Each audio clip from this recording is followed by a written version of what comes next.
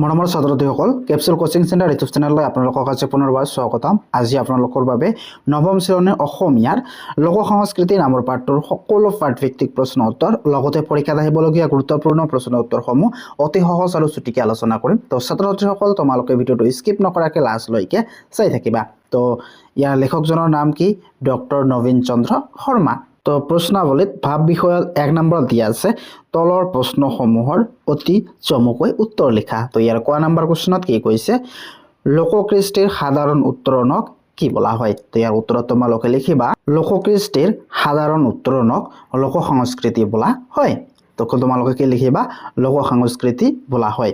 তাৰপিছত কোৱেশ্যন খত কি কৈছে? লোক সমাজত কোন সময়ৰ কথাৰ অধিক সমাদৰ? তো ইয়াৰ উত্তৰত লিখিবা লোক সমাজত পুৰণি দিনৰ কথা অধিক সমাদৰ।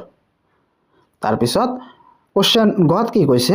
লোককৃষ্টি কাক বোলা হয়? তো ইয়াৰ উত্তৰত তোমালোকে লিখিবা গঞা সমাজেই নিজৰ বিভিন্ন কৰ্মৰ মাজতেই ঋতু মাহ পোহ অনুসৰি বিবিধ উৎসৱ সভা আদিৰ সম্পাদন কৰে। এই সভা উৎসৱত গীত নাচ অভিনয় কৰা হয়। এই কামবোৰৰ সমষ্টিকেই লোককৃষ্টি বোলে। তাৰপিছত কোৱেশ্যন ঘত কি কৈছে? লোক সংস্কৃতিৰ দৃশ্যমান দিশক কি বোলা হয়? ইয়াৰ উত্তৰত তোমালোকে লিখিবা লোক সংস্কৃতিৰ দৃশ্যমান দিশক ভৌতিক বা বস্তু সংস্কৃতি বোলা হয়। কি? ভৌতিক বা বস্তু সংস্কৃতিক বোলা হয়। তাৰপিছত 9 নম্বৰ কোৱেশ্যনত কি কৈছে? পাঠত উল্লেখিত লক্ষ্মীনাথ বেজবৰুৱাই সম্পাদনা কৰা সাধু কথাৰ পুথিখনৰ নাম কি? তো উত্তৰত তোমালোকে লিখিবা কি? বুঢ়ী আইৰ সাধু। বুঢ়ী আইৰ সাধু। তাৰপিছত 2 নম্বৰত কি কৈছে? লোক সমাজ সম্পৰ্কে কিছুমান লোকতত্ত্ববিদে দিয়া কি ধাৰণা গ্ৰহণ কৰিব নোৱাৰি বুলি লেখকে কৈছে? এই ধাৰণা গ্ৰহণ কৰিব নোৱাৰাৰ কাৰণ কি? তো ইয়াৰ উত্তৰত তোমালোকে লিখিবা লোক সমাজক কোনো কোনো লোকতত্ত্ববিদেই সমাজৰ নিম্ন স্তৰৰ বুলি ক'ব খোজে। এনে ধাৰণা গ্ৰহণ কৰিব নোৱাৰি। এই ধাৰণা গ্ৰহণ কৰিব নোৱাৰাৰ কাৰণ হ'ল বিজ্ঞানসন্মত দৃষ্টিভংগীৰ হ'লেই যেই কোনো এখন সমাজ উচ্চতৰ হ'ব আৰু তাৰ বিপৰীতে লোক বা গঞা সমাজ নিম্নতৰ হ'ব লাগিব তেনে কোনো কথা নাই। লোক সমাজৰ অংগীভূত মানুহেই প্ৰায় গাঁৱে ভূঞে বাস কৰে আৰু অভিজাত শ্ৰেণীৰ লোকসকল নগৰ চহৰ আদিত বাস কৰে। এই ধাৰণা সদা সৰ্বদাই গ্ৰহণযোগ্য হ'ব নোৱাৰে কাৰণ গাঁৱতো শিক্ষিত মানুহে বাস কৰে। তাৰপিছত 3 নম্বৰত কি কৈছে? চমু টোকা লিখা। তো ইয়াত চমু টোকা লিখিব দিছে। এইবিলাক কি? নিচুকনি গীত, মালিতা বা কাহিনী গীত, সাঁথৰ, জনশ্ৰুতি, জিকিৰ, দেহে বিচাৰ গীত আৰু হুঁচৰি। তো এইবিলাকৰ চমু টোকা লিখিব দিছে। তো প্ৰথমে কি কৈছে? নিচুকনি গীত। তো তোমালোকে লিখিবা নিচুকনি গীতসমূহ অসমীয়া লোক সংস্কৃতিৰ এক অবিচ্ছেদ্য অংগ। অতীজৰে পৰা এই গীতসমূহ অসমৰ জনজীৱনত এক প্ৰভাৱ পেলাই আহিছে।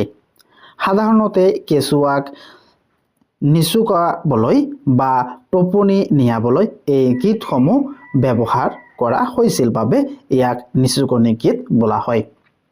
অসমীয়া সমাজত বহুলভাৱে প্ৰচলিত কেইটামান নিচুকনি গীত হ'ল শিয়ালি এ নাহিবি ৰাতি, আমাৰ মইনা শুবয়ে আদি। তো এইবিলাক হ'ল নিচুকনি গীত। নিচুকনি গীত মানে কি? সৰু কেঁচুৱাক শুৱাবলৈ যিবিলাক গীত গোৱা হয় এইবিলাকে নিচুকনি গীত বুলি কোৱা হয়। তাৰপিছত কি কৈছে? মালিতা বা কাহিনী গীত। ইও অসমীয়া লোক সংস্কৃতিৰ আন এক অবিচ্ছেদ্য অংগ। মালিতা বা কাহিনী গীতসমূহৰ মাজেদি যিকোনো এটা কাহিনী বা কথাৰ অৱতাৰণা কৰা হয় আৰু সুৰ লগাই গদ্য হিচাপে সেই কাহিনীৰ শেষ কৰা হয়। শুনিবলৈ ৰস লগা আৰু সুৱলা হ'বৰ বাবেই মালিতা বা কাহিনী গীতসমূহ আমাৰ আদৰৰ অপূৰুগীয়া সম্পদ হৈ আছে। যেনে হা অ হা এ হা হা হা ইয় নাম নাৰায়ণ। তো এইবিলাক কি? কাহিনী গীত। তাৰপিছত সাঁথৰ মূলত মানুহৰ মুখে মুখে চলি অহা প্ৰবাদ সমূহকে সাঁথৰ বোলা হয়। এই কেৱল অসমীয়া লোক সংস্কৃতিৰ একক বৈশিষ্ট্য, আন কোনো সংস্কৃতিৰ ইয়াৰ ব্যৱহাৰ পাবলৈ নাই। ধেমালি আৰু ৰসৰ চলেৰে বুদ্ধিমত্তা পৰীক্ষা কৰা আৰু বৃদ্ধি কৰাৰ কৌশল হিচাপে এই সাঁথৰসমূহ অসম বিখ্যাত। উদাহৰণ: একডাল খেৰেৰে ঘৰটো বেৰে। উত্তৰ: চাকি সাঁথৰ। ঘৰৰ ওপৰত ঘৰ তাতে পৰি মৰ। তো এইটো কি হ'ব? আঁঠুৱা। তো এইবিলাক কি? সাঁথৰ। তাৰপিছত কি আছে? জনশ্ৰুতি। মানুহৰ মুখে মুখে যুগৰ পিছত যুগ ধৰি প্ৰচলিত হৈ অহা শ্লোক বা প্ৰবাদসমূহক জনশ্ৰুতি বোলা হয়। ই গদ্যধৰ্মী লোককথাৰ অন্তৰ্গত। তাৰপিছত জিকিৰ সমূহ অসমীয়া সাহিত্যৰ অমূল্য সম্পদ। আজান পীৰেই ৰচনা কৰা গীতসমূহক জিকিৰ বোলা হয়। ধৰ্ম প্ৰচাৰ আৰু প্ৰসাৰণৰ উদ্দেশ্যে এই গীতসমূহ ৰচনা কৰা হৈছিল। এই গীতসমূহত সম্প্ৰীতিৰ নিদৰ্শন পোৱা যায়, যেনে মোৰ মনত ভেদভাৱ নাই অ' আল্লাহ, মোৰ মনত হীন পৰ নাই অ' আল্লাহ, হিন্দু কি মুছলমান একে আল্লাহৰ ফৰমান, মোৰ মনত এককে একেটি ভাই। তাৰপিছত কি আছে? দেহ বিচাৰৰ গীত। তো ইয়াৰ উত্তৰত তোমালোকে লিখিবা, দেহ বিচাৰ গীতসমূহ এক প্ৰকাৰৰ ভকতীয়া গীত। এই গীতবোৰত গুপ্ত সাধনা আৰু শৈশৱ শক্তিৰ তান্ত্ৰিক ৰূপ প্ৰকাশ হোৱা দেখা যায়। পূৰ্ণ সেৱা, বৰখেলীয়া, গোপী ধৰা, বৰ সেৱা, ৰাতি খোৱা, কণীপতীয়া, ৰতীয়া আদিৰ পন্থাৰ মানুহে সাধাৰণতে এই গীতসমূহ গাইছিল। দেহ বিচাৰ গীতক শাৰীৰিক, কেতিয়াবা নাও, কেতিয়াবা ঘৰ, কেতিয়াবা চাকিৰ তলত তুলনা কৰা হয়। তো এইখিনি তোমালোকে লিখিলে হৈ যাব। তাৰপিছত দিয়া আছে কি? হুঁচৰি গীত। হুঁচৰি গীত অসমীয়াৰ অন্যতম আপুৰুগীয়া সম্পদ, যাৰ লগত জড়িত হৈ আছে অসম তথা অসমীয়াৰ আবেগ আৰু সন্মান। হুঁচৰি বিশেষকৈ বহাগ বিহুৰ লগত জড়িত। আহঁতৰ তলত বা পথাৰৰ মাজত নৃত্য কৰোঁতে ডেকা গাভৰুসকলেই হুঁচৰি গীতৰ তালত কঁকাল ভাঙে। হুঁচৰি পৰিৱেশন কৰাৰ কেতবোৰ নিয়ম নীতি থাকে। উদাহৰণ: দেউতাৰ বৰে ঘৰ, তেখেত ভয়ংকৰ, শৰণ খেৰ মেলিয়ে যায়, মুখেৰে বৰ্তিয়া নখ গাঁথনি সৰিহ বাগৰি যায়। তাৰপিছত 4 নম্বৰত কি কৈছে? জীৱন তিনিটা ভাগত বিভক্ত। লোকজীৱন কি তিনিটা ভাগত বিভক্ত? তো প্ৰত্যেকটি ভাগৰে চমু আভাস দিয়া। তো ইয়াত কোৱেশ্যনত কি কৈছে? লোকজীৱন তিনিটা ভাগত বিভক্ত। তো লোকজীৱন কি তিনিটা ভাগত বিভক্ত? প্ৰত্যেকটো ভাগৰে চমু আভাস দিব দিছে। তো ইয়াৰ উত্তৰত তোমালোকে লিখিবা কি?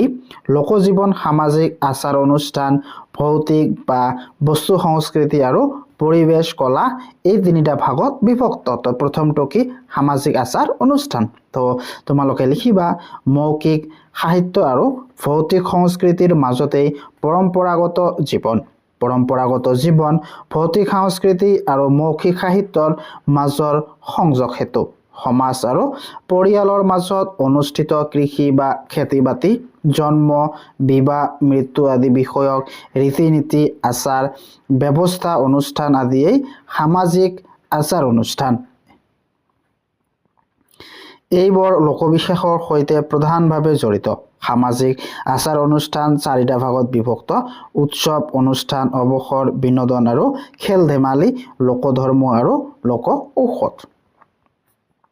তাৰপিছত 2 নম্বৰটো কি? ভৌতিক বা বস্তু সংস্কৃতি। ভৌতিক বা বস্তু সংস্কৃতি হ'ল লোক সংস্কৃতিৰ দৃশ্যমান দিশ। জীৱন ধাৰণৰ বাবে প্ৰয়োজনীয় সফল বা সমল নিৰ্মাণ নাইবা খোৱা লোৱা বস্তু সামগ্ৰী আদিৰ ৰন্ধা বঢ়া প্ৰস্তুতি আদিয়েই ভৌতিক সংস্কৃতিৰ অধ্যয়নৰ সামগ্ৰী।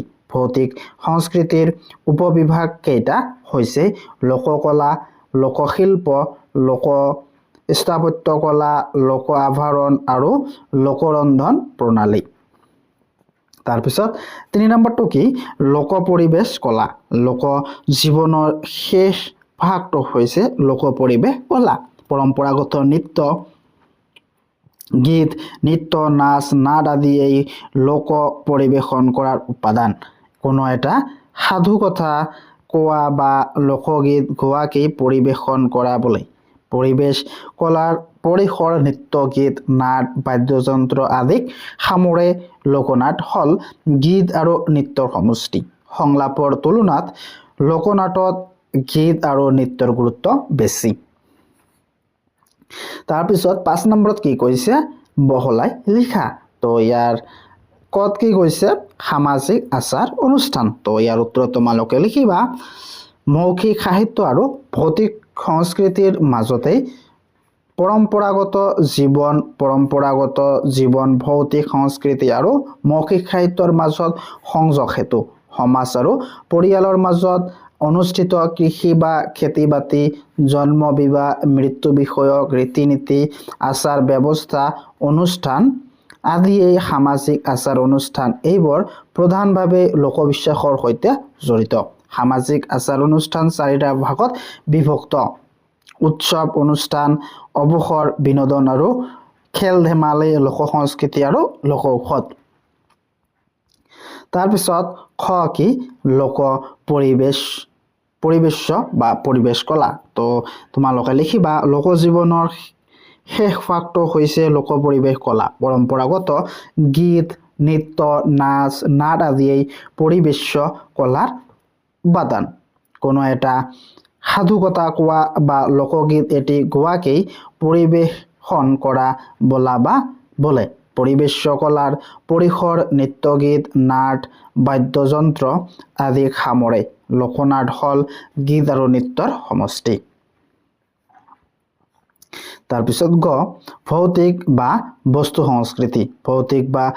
সংস্কৃতি হল লোক সংস্কৃতিৰ দৃশ্যমান দিশ জীৱন ধাৰণৰ বাবে প্ৰয়োজনীয় সমল নিৰ্মাণ নাইবা খোৱা লোৱা বস্তু সামগ্ৰী আদিৰ ৰন্ধা বঢ়া প্ৰস্তুতি আদিয়ে ভৌতিক সংস্কৃতিৰ অধ্যয়ন সামগ্ৰী ভৌতিক সংস্কৃতিৰ উপবিভাগ কেইটা হৈছে লোককলা লোকশিল্প লোক স্থাপত্য কলা লোক আভৰণ আৰু লোকৰন্ধন প্ৰণালী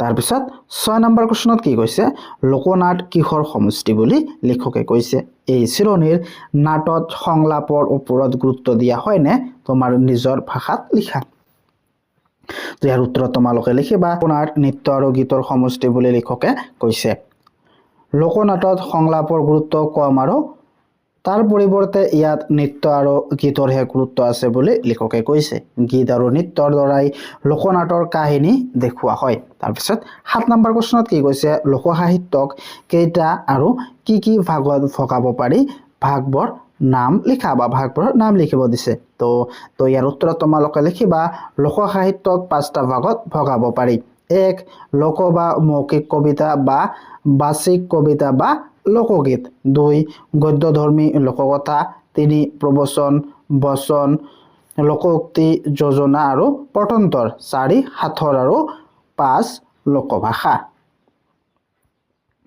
তাৰপিছত 8 নম্বৰ প্ৰশ্নত কি কৈছে ভৌতিক বা বস্তু সংস্কৃতিৰ অধ্যয়নৰ বিষয়বস্তু সামগ্ৰী কি ইয়াৰ উপবিভাগ কি তো উত্তৰ তোমালোকে লিখিবা জীৱন ধাৰণৰ বাবে প্ৰয়োজনীয় সমল নিৰ্মাণ নাইবা খোৱা লোৱা বস্তু সামগ্ৰী আদিৰ ৰন্ধা বঢ়া প্ৰস্তুতি আদিয়েই ভৌতিক সংস্কৃতিৰ অধ্যয়নৰ সামগ্ৰী ভৌতিক সংস্কৃতিৰ উপবিভাগ কেইটা হৈছে লোককলা লোকশিল্প লোক স্থাপত্য কলা আৰু লোক আভৰণ আৰু লোকৰন্ধন প্ৰণালী তাৰপিছত 9 নম্বৰ প্ৰশ্নত কি কৈছে